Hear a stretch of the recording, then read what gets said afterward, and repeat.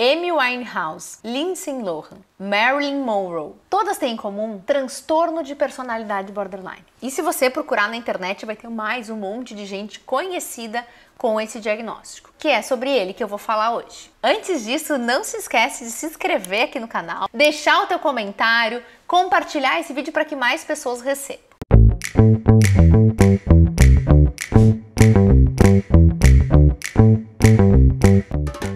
Transtorno de personalidade borderline ou transtorno de personalidade instável. O transtorno de personalidade borderline é um dos transtornos que a gente mais tem estigma e que é mais difícil da gente ter acesso à informação de qualidade. Então a ideia desse vídeo é passar a informação e falar um pouquinho desse transtorno. Qual é a característica essencial do transtorno borderline? São pessoas que têm um sofrimento intenso, uma instabilidade estável, então uma mudança de humor, uma sensação de vazio. O transtorno tem algumas características importantes. E eu vou precisar ter pelo menos 5 critérios dos 9 para poder fechar esse transtorno. E aí já vem um ponto importante. Eu posso ter 256 combinações diferentes de transtorno borderline. Então, quando a gente fala em transtorno borderline, não pensa naquele filme que tu viu, porque para cada pessoa ele pode ser diferente. Então, como eu tenho 9 critérios e eu preciso ter 5, nem todas as pessoas vão ter todos os critérios. E quais são esses critérios? Primeiro deles, esforços desesperados para evitar um abandono real e imaginário. Pessoas que têm o transtorno borderline têm muito medo de ser abandonadas. Então, essas pessoas elas fazem um esforço, qualquer coisa. Eu faço qualquer coisa para não ser abandonado. É uma frase muito comum. Segundo, padrões de relacionamento instáveis, com extremos entre idealização e desrealização. Então eu te conheço, eu te adoro, eu te acho a melhor pessoa do mundo. Daqui a um pouco você faz alguma coisa que me chateia e aí eu já não quero mais ser teu amigo, eu não quero mais sair contigo. Então existe uma gangorra muito grande nos relacionamentos. Terceiro, perturbação da identidade, da autoimagem, de identificação com si mesmo. Eu falo que é como se a personalidade tivesse alguns buracos, estivesse faltando alguma coisa. Então a pessoa ela tem dificuldade de se identificar do que eu gosto, o que eu gosto de vestir, como que eu sou. Então muitas vezes tem essa dificuldade na autoimagem.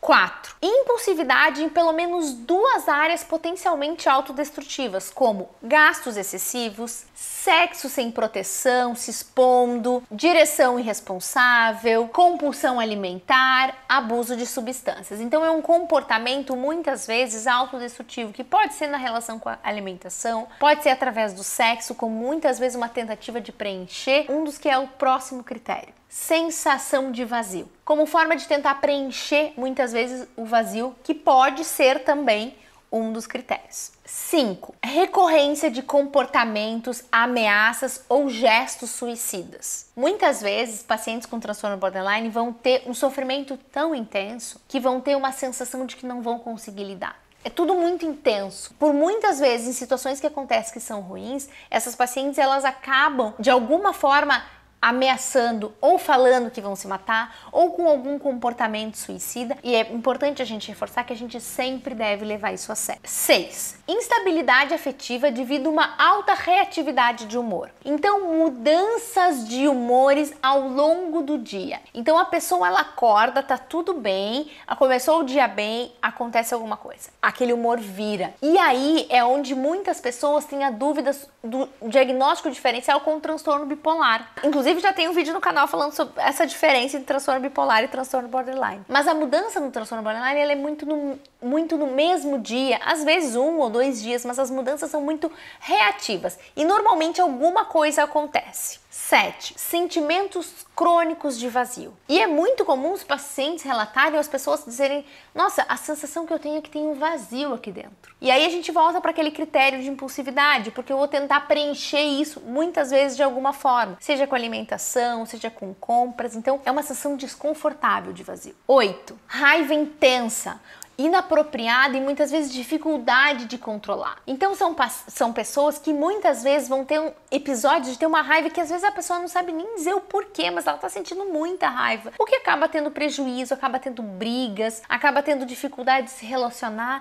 por essa reatividade, essa raiva muito intensa. 9. Ideação paranoide transitória quando sobre momentos de muito estresse. Então, muitas vezes são pacientes que vão ter uma sensação de ninguém gosta de mim, tá todo mundo contra mim no trabalho, tá todo mundo querendo me fazer mal. Normalmente essa ideação paranoide ela é transitória, então essa pessoa ela não persiste assim. Ela normalmente está relacionada a momentos de muito estresse. Então esses são os 9 critérios e a pessoa tem que ter pelo menos 5. Só que assim, ó, não adianta você que assistiu esse vídeo e falou, nossa, Júlia, eu tenho 7, então quer dizer que eu tenho transtorno borderline? Só quem vai fazer o diagnóstico é o psiquiatra ou o psicólogo. Então, se você de alguma forma se encaixou nesses critérios, busque um acompanhamento, porque eu tenho certeza, primeiro, que você está sofrendo e precisa de ajuda. E aí vem uma outra questão importante em relação ao transtorno borderline. O transtorno borderline, ele é 5 vezes mais frequente em pessoas que têm parentes de primeiro grau com transtorno borderline. Então, se eu tenho mãe, pai, irmão com transtorno borderline, eu tenho maior risco de desenvolver o transtorno.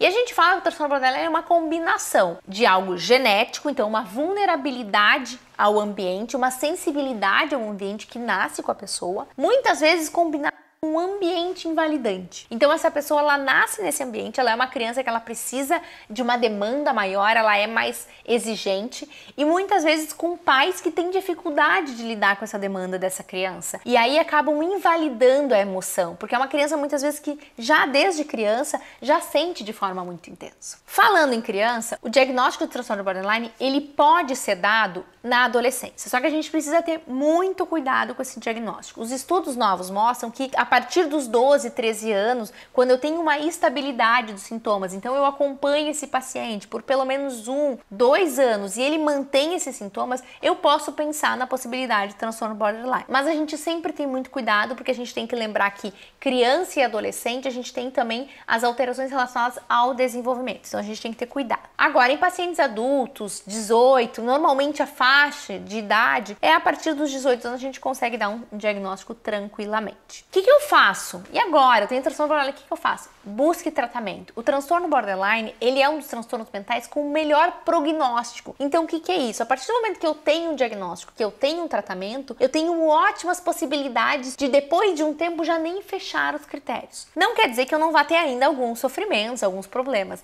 mas a gente pode sim melhorar e ter uma qualidade de vida normal, ter bons relacionamentos, ter um trabalho, ter sucesso acadêmico. Então, tudo isso é importante através do tratamento. E o tratamento padrão ouro do transtorno borderline é através da terapia dialética comportamental. E a terapia dialética comportamental ela é um tipo de terapia que foi desenvolvida pela Marsha Litt, que é uma psicóloga que inclusive tem o diagnóstico de transtorno borderline. E ela desenvolveu essa terapia focada em pacientes com desregulação grave e foi se vendo que para transtorno borderline realmente servia muito bem. Além disso, a gente pode usar também a terapia baseada na mentalização, terapia focada na transferência e o bom manejo clínico. São alguns manejos que a gente percebe que tem boa resposta também no transtorno borderline. Inclusive, o bom manejo clínico foi desenvolvido por um psiquiatra dos Estados Unidos e tem uma efetividade tão boa quanto a terapia dialética comportamental. E ainda eu posso combinar os dois. Então, se você se identificou com alguma dessas características, se você conhece alguém que tem esse tipo de comportamento, não se esquece de compartilhar esse vídeo, de orientar que essa pessoa busque ajuda. O transtorno borderline tem tratamento e a gente precisa diminuir o estigma sobre o transtorno borderline. No meu Instagram tem muito conteúdo sobre transtorno borderline. E se você não me segue, vai lá, @doutora Júlia Trindade, que tem muito conteúdo, muita informação e eu espero ter te ajudado. Não esquece de deixar o teu comentário, o que tu achou do vídeo, se ficou alguma dúvida, manda aqui que eu vou ter prazer em responder.